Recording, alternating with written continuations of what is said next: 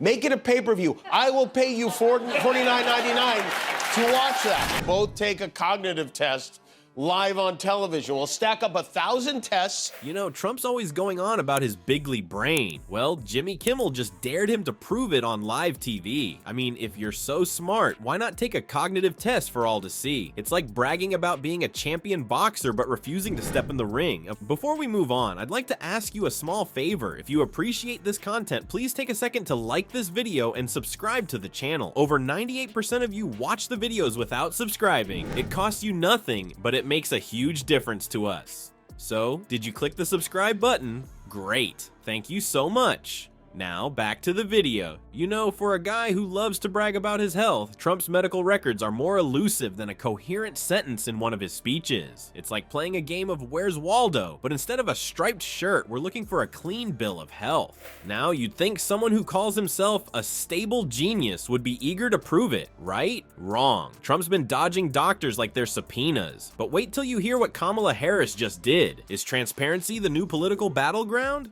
Let's break it down. Trump's medical reports, missing in action. His tax returns, locked up tighter than Fort Knox. Trump has not released his medical report. He has not released his medical report. He's not released his tax returns, his healthcare plan. His healthcare plans? Well, let's just say they're as real as his natural hair color. It's like he's running a one-man witness protection program for his personal information. Meanwhile, Kamala Harris is over here, practically live streaming her annual checkups. The White House doctor's report on her health reads like a clean bill of health with a side of she's got allergies and needs glasses. I mean, come on, who doesn't? It's like she's daring Trump to match her openness. This is not a healthy individual. You know, Kamala Harris released her medical information over the weekend, mild nearsightedness and hives. Gee, I wonder what could be giving her hives. According to the White House doctor, the vice president is in excellent health other than seasonal allergies. But here's where it gets really juicy. Remember when Trump and Harris went head-to-head in that debate? Well, apparently Trump's memory of it is a bit selective. He's been running around calling Harris low IQ and mentally disabled. I guess in Trump's world, outperforming him in a debate is a sign of cognitive decline. Who knew? And according to the failing New York Times, at a dinner with some of his donors, he said the vice president was, quote, retarded. Embarrassed him in the debate, Trump has doubled down on insulting Kamala Harris's intelligence. He calls her low IQ. He called her mentally disabled. And let's not forget about the Doctors for Harris crew. These medical professionals are basically saying, hey, Mr. President, what's the big secret? We've seen Kamala's medical records. Where are yours? It's like they're playing doctor's office and Trump forgot his permission slip. You know, this whole situation reminds me of that soap opera, The Young and the Restless. Except in this case, it's the old and the secretive. Trump's medical records saga has been running longer than some people's entire political careers. At this point, we're all just waiting for the dramatic reveal. Will there be evil twins, amnesia, a miraculous recovery from bone spurs?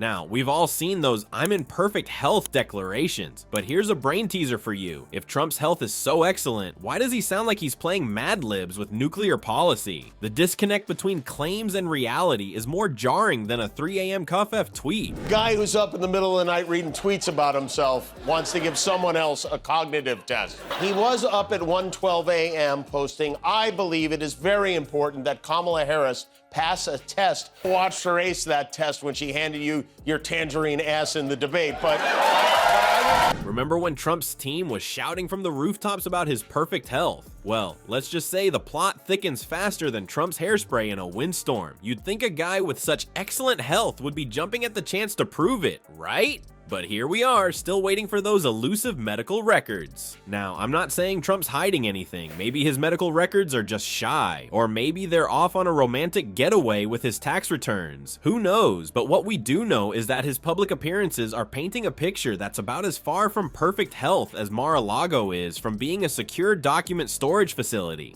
Let's talk about Trump's recent speeches, shall we? They're getting darker, angrier, and less coherent than a villain monologue in a B-movie. It's like watching a game of verbal Jenga. You're just waiting for the whole thing to come crashing down. And the content? Oh boy, Trump's been throwing around terms like nuclear warming, like it's a new flavor of ice cream. Newsflash, it's not a thing, unless he's talking about some kind of nuclear-powered global warming, in which case, someone please hide the big red button.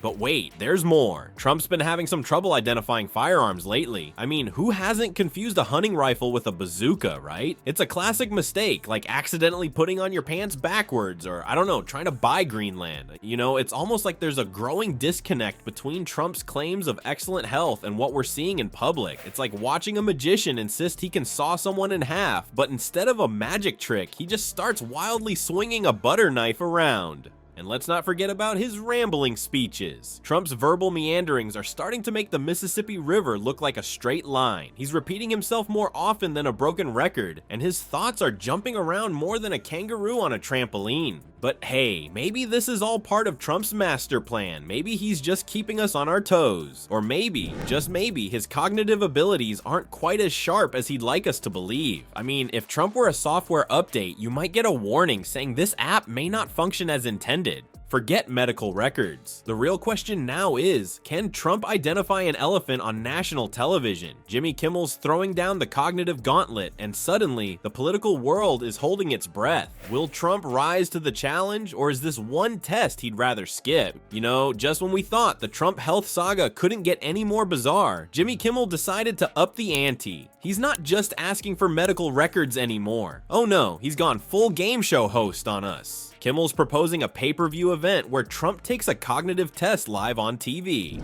Make it a pay-per-view. I will pay you $49.99 to watch that. Both take a cognitive test live on television. We'll stack up 1,000 tests. If you're too scared to debate again, I dare you to take a cognitive test against the vice president.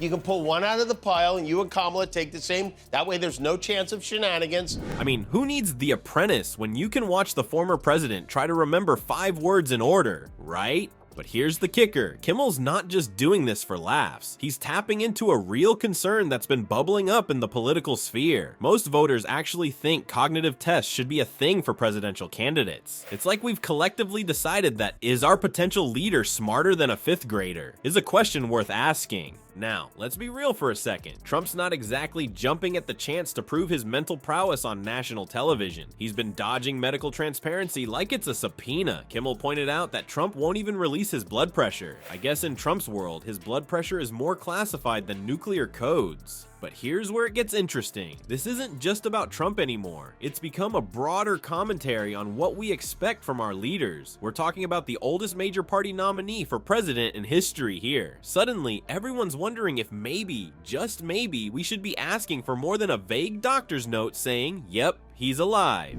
The public reaction to Kimmel's challenge has been like a political Rorschach test. Some folks are all for it, saying it's about time we got some real transparency. Others are rolling their eyes, calling it a cheap shot disguised as a comedy bit.